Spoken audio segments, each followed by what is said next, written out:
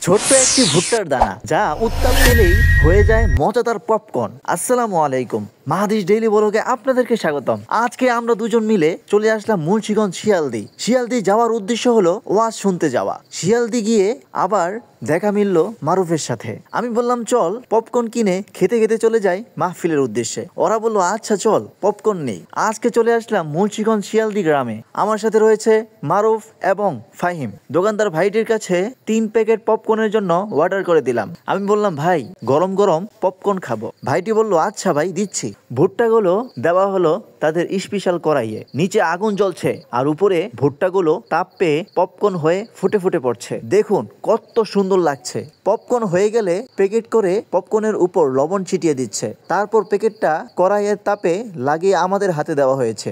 এই যে দেখুন আমাদের হাতে এসে পড়েছে পপকর্ন। 1 প্যাকেট পপকর্ন নিয়ে বন্ধুদের সাথে আড্ডায় জমিয়ে পড়ি।